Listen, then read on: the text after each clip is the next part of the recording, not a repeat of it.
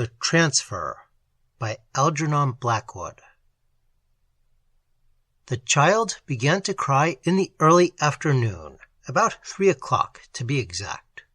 I remember the hour because I had been listening with secret relief to the sound of the departing carriage, those wheels fading into the distance down the gravel drive with Mrs. Frene and her daughter Gladys, to whom I was governess, meant for me some hours' welcome rest, and the June day was oppressively hot. Moreover, there was this excitement in the little country household that had told upon us all, but especially upon myself. This excitement, running delicately behind all the events of the morning, was due to some mystery, and the mystery was, of course, kept concealed from the governess. I had exhausted myself with guessing and keeping on the watch, for some deep and unexplained anxiety possessed me, so that I kept thinking of my sister's dictum that I was really much too sensitive to make a good governess, and that I should have done far better as a professional clairvoyant. Mr. Frene, Sr., Uncle Frank, was expected for an unusual visit from town about tea-time. That I knew. I also knew that his visit was concerned somehow with the future welfare of little Jamie, Gladys's 7-year-old brother.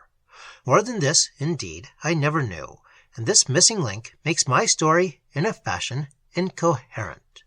An important bit of the strange puzzle left out. I only gathered that the visit of Uncle Frank was of a condescending nature, that Jamie was told he must be upon his very best behavior to make a good impression, and that Jamie, who had never seen his uncle, dreaded him horribly already in advance. Then, trailing thinly through the dying crunch of the carriage wheels this sultry afternoon, I heard the curious little wail of the child's crying, with the effect, wholly unaccountable, that every nerve in my body shot its bolt electrically, bringing me to my feet with a tingling of unequivocal alarm. Positively, the water ran into my eyes. I recalled his white distress that morning when told that Uncle Frank was motoring down for tea and that he was to be very nice indeed to him. It had gone into me like a knife. All through the day, indeed, had run this nightmare quality of terror and vision. "The man with the enormous face?" he had asked in a little voice of awe, and then gone speechless from the room in tears that no amount of soothing management could calm. That was all I saw, and what he meant by the enormous face gave me only a sense of vague presentiment. But it came as anticlimax somehow, a sudden revelation of the mystery and excitement that pulsed beneath the quiet of the stifling summer day. I feared for him, for of all that commonplace household I loved Jamie best, though professionally I had nothing to do with him. He was a high-strung, ultra-sensitive child, and it seemed to me that no one understood him, least of all his honest, tender-hearted parents, so that his little wailing voice brought me from my bed to the window in a moment like a call for help. The haze of June lay over that big garden like a blanket.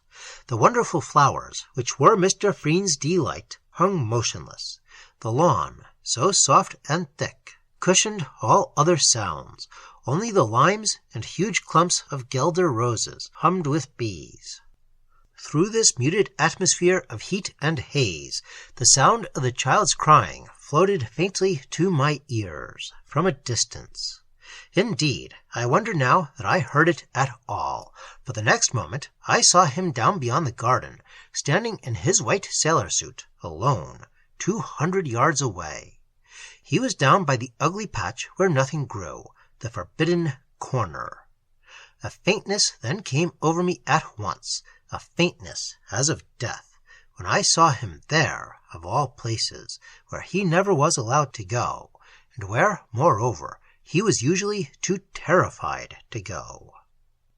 To see him standing solitary in that singular spot, above all, to hear him crying there, bereft me momentarily of the power to act. Then, before I could recover my composure sufficiently to call him in, Mr. Frene came round the corner from the lower farm with the dogs, and, seeing his son, performed that office for me. In his loud, good-natured, hearty voice he called him, and Jamie turned and ran, as though some spell had broken just in time, ran into the open arms of his fond but uncomprehending father, who carried him indoors on his shoulder, while asking what all this hubbub was about. And at their heels the tailless sheep-dogs followed, barking loudly and performing what Jamie called their gravel dance, because they ploughed up the moist, rolled gravel with their feet. I stepped back swiftly from the window, lest I should be seen. Had I witnessed the saving of the child from fire or drowning, the relief could hardly have been greater. Only Mr. Frene, I felt sure, would not say and do the right thing quite. He would protect the boy from his own vain imaginings, yet not with the explanation that could really heal. They disappeared behind the rose trees, making for the house. I saw no more till later, when Mr. Frene Sr. arrived. To describe the ugly patch as singular is hard to justify, perhaps, yet some such word is what the entire family sought, though never, oh never, used. To Jamie and myself, though equally we never mentioned it, that treeless, flowerless spot was more than singular. It stood at the far end of the magnificent rose garden, a bald, sore place where the black earth showed uglily in winter, almost like a piece of dangerous bog, and in summer baked and cracked with fissures where green lizards shot their fire in passing. In contrast to the rich luxuriance of death amid life, a center of disease that cried for healing lest it spread. But it never did spread. Behind it stood the thick wood of silver birches, and, glimmering beyond, the orchard meadow where the lambs played. The gardeners had a very simple explanation of its barrenness, that the water all drained off it owing to the lie of the slopes immediately about it, holding no remnant to keep the soil alive. I cannot say. It was Jamie, who felt its spell and haunted it, who spent whole hours there, even while afraid, and for whom it was finally labeled strictly out of bounds, because it stimulated his already big imagination, not wisely, but too darkly. It was Jamie who buried ogres there, and heard it crying in an earthly voice, swore that it shook its surface sometimes while he watched it, and secretly gave it food in the form of birds or mice or rabbits he found dead upon his wanderings. And it was Jamie who put so extraordinarily into words the feeling that the horrid spot had given me from the moment I first saw it. "It's bad, Miss Gold," he told me. "But, Jamie, nothing in nature is bad exactly, only different from the rest sometimes." "Miss Gold, if you please, then it's empty. It's not fed. It's dying because it can't get the food it wants." And when I stared into the little pale face where the eyes shone so dark and wonderful, seeking within myself for the right thing to say to him, he added, with an emphasis and conviction that made me suddenly turn cold, "Miss Gold," he always used my name like this in all his sentences, "it's hungry, don't you see? But I know what would make it feel all right." Only the conviction of an earnest child, perhaps, could have made so outrageous a suggestion worth listening to for an instant. But for me, who felt that things an imaginative child believed were important, it came with the vast disquieting shock of reality. Jamie, in this exaggerated way, had caught at the edge of a shocking fact. A hint of dark, undiscovered truth had leaped into that sensitive imagination. Why there lay horror in the words, I cannot say, but I think some power of darkness trooped across the suggestion of that sentence at the end. "I know it would make it feel all right." I remember that I shrank from asking explanation. Small groups of other words, veiled fortunately by his silence, gave life to an unspeakable possibility that hitherto had lain at the back of my own consciousness. The way it sprang to life proves, I think, that my mind already contained it. The blood rushed from my heart as I listened. I remember that my knees shook. Jamie's idea had been all along, my own as well. And now, as I lay down on my bed and thought about it all, I understood why the coming of his uncle involved somehow an experience that wrapped terror at its heart, with a sense of nightmare certainty that left me too weak to resist the preposterous idea, too shocked indeed to argue or reason it away. This certainty came with its full black blast of conviction, and the only way I can put it into words, since nightmare horror really is not properly tellable at all, seems this: that there was something missing in that dying patch of garden, something lacking that it ever searched for, something once found and taken that would turn it rich and living as the rest. More, that there was some living person who could do this for it. Mr. Frene Sr., in a word, Uncle Frank, was this person who, out of his abundant life, could supply the lack unwittingly. For this connection between the dying empty patch and the person of this vigorous, wealthy, and successful man had already lodged itself in my subconsciousness before I was aware of it. Clearly, it must have lain there all along, though hidden. Jamie's words, his sudden pallor, his vibrating emotion of fearful anticipation had developed the plate, but it was his weeping alone there in the forbidding corner that had printed it. The photograph shone framed before me in the air. I hid my eyes. But for the redness, the charm of my face goes to pieces unless my eyes are clear. I could have cried. Jamie's words that morning about the enormous face came back upon me like a battering ram. Mr. Frene Sr. had been so frequently the subject of conversation in the family since I came. I had so often heard him discussed, and had then read so much about him in the papers, his energy, his philanthropy, his success with everything he laid his hand to, that a picture of the man had grown complete within me. I knew him as he was, within, or, as my sister would have said, clairvoyantly.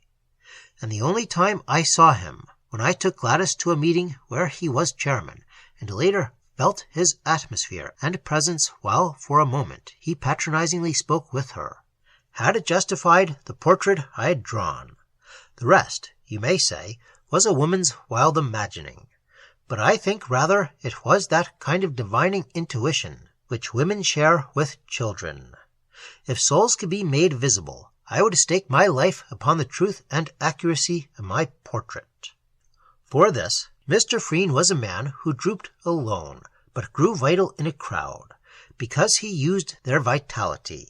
He was a supreme, unconscious artist in the science of taking the fruits of others' work and living for his own advantage. He vampired, unknowingly, no doubt, everyone with whom he came in contact, left them exhausted, tired, listless, so that while in a full room he shone, alone by himself, and with no life to draw upon, he languished and declined. In the man's immediate neighborhood, you felt his presence draining you. He took your ideas, your strength, your very words, and later used them for his own benefit and aggrandizement.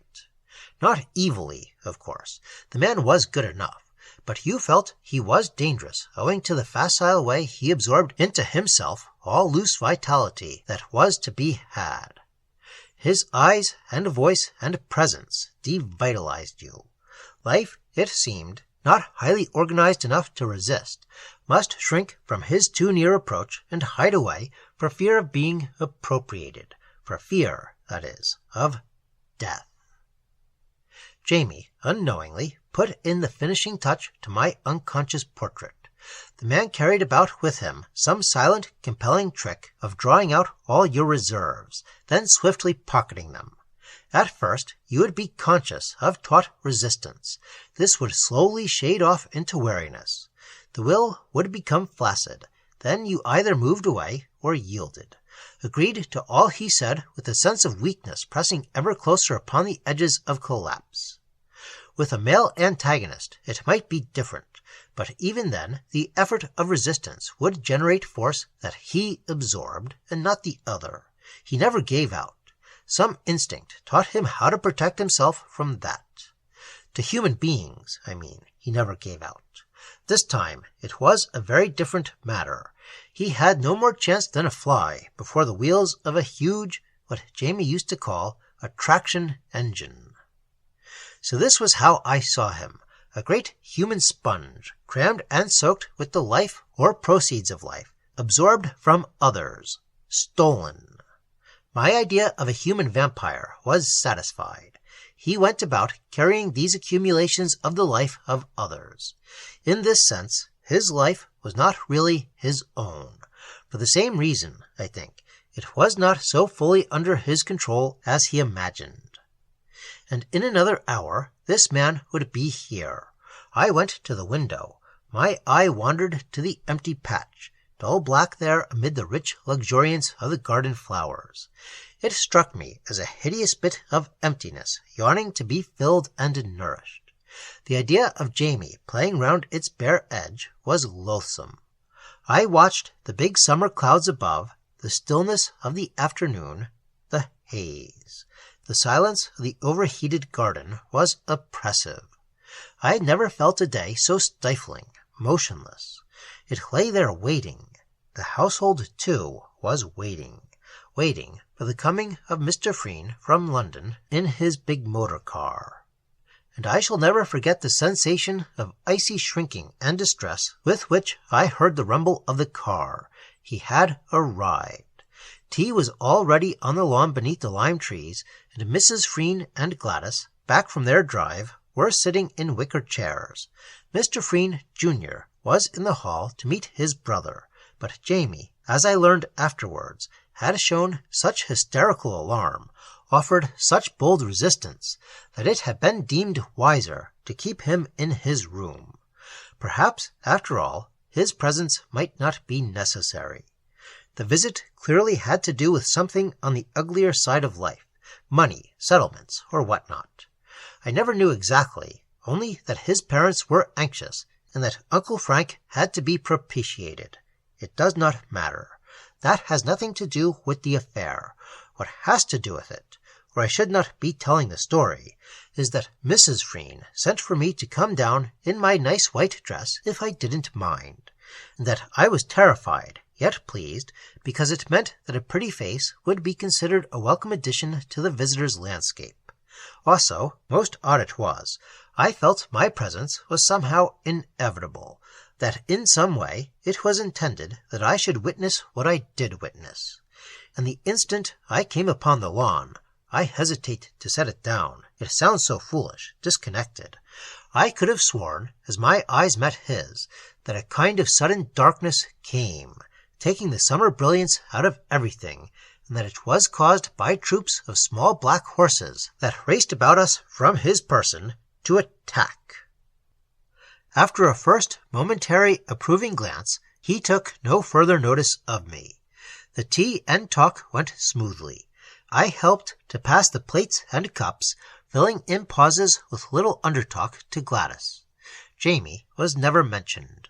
Outwardly, all seemed well, but inwardly, everything was awful, skirting the edge of things unspeakable, and so charged with danger that I could not keep my voice from trembling when I spoke.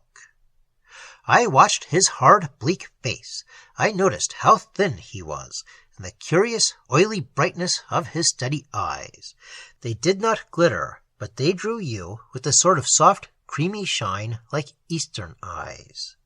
And everything he said or did announced what I may dare to call the suction of his presence. His nature achieved this result automatically. He dominated us all, yet so gently that, until it was accomplished, no one noticed it. Before 5 minutes had passed, however, I was aware of one thing only. My mind focused exclusively upon it, and so vividly that I marveled that others did not scream, or run, or do something violent to prevent it.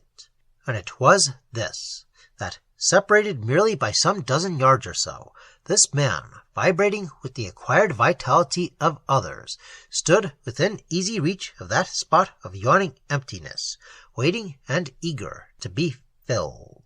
Earth scented her prey. These two active centers were within fighting distance. He so thin, so hard, so keen, yet really spreading large with the loose surround of others' life he had appropriated, so practiced and triumphant. That other, so patient, deep, with so mighty a draw of the whole earth behind it, and, so obviously aware that its opportunity at last had come. I saw it all as plainly as though I watched two great animals prepare for battle, both unconsciously. Yet, in some inexplicable way, I saw it, of course, within me, and not externally. The conflict would be hideously unequal. Each side had already sent out emissaries. How long before, I could not tell, for the first evidence he gave that something was going wrong with him was when his voice grew suddenly confused. He missed his words, and his lips trembled a moment and turned flabby. The next second, his face betrayed that singular and horrid change, growing somehow loose about the bones of the cheek, and larger, so that I remembered Jamie's miserable phrase. The emissaries of the two kingdoms, the human and the vegetable, had met, I make it out, in that very second. For the first time in his long career of battering on others, Mr. Frene found himself pitted against a vaster kingdom than he knew, and, so finding, shook inwardly in that little part that was his definite, actual self. He felt a huge disaster coming. "Yes, John," he was saying, in his drawling, self-congratulating voice. "Sir George gave me that car, gave it to me as a present. Wasn't it and then broke off abruptly, stammered, drew breath, stood up, and looked uneasily about him. For a second there was a gaping pause. It was like the click which starts some huge machinery moving, that instant's pause before it actually starts. The whole thing, indeed, then went with the rapidity of machinery running down and beyond control. I thought of a giant dynamo, working silently and invisible. "What's that?" he cried, in a soft voice charged with alarm. "What's that horrid place? And someone's crying there. Who is it?" He pointed to the empty patch. Then, before anyone could answer, he started across the lawn towards it, going every minute faster. Before anyone could move, he stood upon the edge. He leaned over, peering down into it. It seemed a few hours passed, but really they were seconds, for time is measured by the quality and not the quantity of sensations it contains. I saw it all with merciless photographic detail, sharply etched amid the general confusion. Each side was intensely active, but only one side, the human, exerted all its force in resistance. The other merely stretched out a feeler, as it were, from its vast potential strength. No more was necessary. It was such a soft and easy victory. Oh, it was rather pitiful. There was no bluster or great effort, on one side at least. Close by his side I witnessed it, for I, it seemed, alone had moved and followed him. No one else stirred, though Mrs. Frene clattered noisily with the cups, making some sudden, impulsive gesture with her hands, and Gladys, I remember, gave a cry. It was like a little scream. "Oh, Mother, it's the heat, isn't it?" Mr. Frene, her father, was speechless, pale as ashes. But the instant I reached his side, it became clear what had drawn me there thus instinctively. Upon the other side, among the silver birches, stood little Jamie. He was watching. I experienced, for him, one of those moments that shake the heart. A liquid fear ran all over me, the more effective because unintelligible, really. Yet I felt that if I could know all, and what lay actually behind, my fear would be more than justified, that the thing was awful, full of awe. And then it happened, a truly wicked sight, like watching a universe in action, yet all contained within a small square foot of space. I think he understood vaguely that if someone could only take his place, he might be saved, and that was why, discerning instinctively the easiest substitute within reach, he saw the child and called aloud to him across the empty patch, "James, my boy, come here." His voice was like a thin report, but somehow flat and lifeless, as when a rifle misses fire, sharp yet weak. It had no crack in it. It was really supplication, and with amazement I heard my own voice ring out imperious and strong, though I was not conscious of saying it. "Jamie, don't move. Stay where you are." But Jamie, the little child, obeyed neither of us. Moving up nearer to the edge, he stood there, laughing. I heard that laughter, but could have sworn it did not come from him. The empty, yawning patch gave out that sound. Mr. Frene turned sideways, throwing up his arms. I saw his hard, bleak face grow somehow wider, spread through the air and downwards. A similar thing, I saw, was happening at the same time to his entire person, for it drew out into the atmosphere in a stream of movement. The face for a second made me think of those toys of green India rubber that children pull. It grew enormous, but this was an external impression only. What actually happened, I clearly understood, was that all this vitality and life he had transferred from others to himself for years was now in turn being taken from him and transferred elsewhere. One moment on the edge, he wobbled horribly. Then, with that queer sideways motion, rapid yet ungainly, he stepped forward into the middle of the patch and fell heavily upon his face. His eyes, as he dropped, faded shockingly, and across the countenance was written plainly what I can only call an expression of destruction. He looked utterly destroyed. I caught a sound from Jamie, but this time not of laughter. It was like a gulp. It was deep and muffled, and it dipped away into the earth. Again I thought of a troop of small black horses galloping away down a subterranean passage beneath my feet, plunging into the depths, their tramping growing fainter and fainter into buried distance. In my nostrils was a pungent smell of earth. And then all passed. I came back into myself. Mr. Frene, Jr. was lifting his brother's head from the lawn where he had fallen from the heat, close beside the tea-table.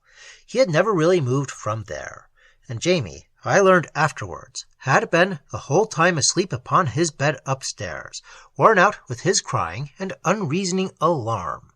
Gladys came running out with cold water, sponge and towel, brandy too, all kinds of things. "Mother, it was the heat, wasn't it?" I heard her whisper, but I did not catch Mrs. Frene's reply. From her face, it struck me that she was bordering on collapse herself. Then the butler followed, and they just picked him up and carried him into the house. He recovered even before the doctor came. But the queer thing to me is that I was convinced the others all had seen what I saw, only that no one said a word about it. And to this day, no one has said a word, and that was, perhaps, the most horrid part of all. From that day to this, I have scarcely heard a mention of Mr. Frene, Sr. It seemed as if he dropped suddenly out of life. The papers never mentioned him. His activities ceased, as it were. His afterlife, at any rate, became singularly ineffective. Certainly, he achieved nothing worth public mention. But it may be only that, having left the employ of Mrs. Frene, there was no particular occasion for me to hear anything. The afterlife of that empty patch of garden, however, was quite otherwise. Nothing, so far as I know, was done to it by gardeners, or in the way of draining it, or bringing in new earth. But even before I left in the following summer, it had changed. It lay untouched, full of great, luscious, driving weeds and creepers, very strong, full, fed, and bursting thick with life.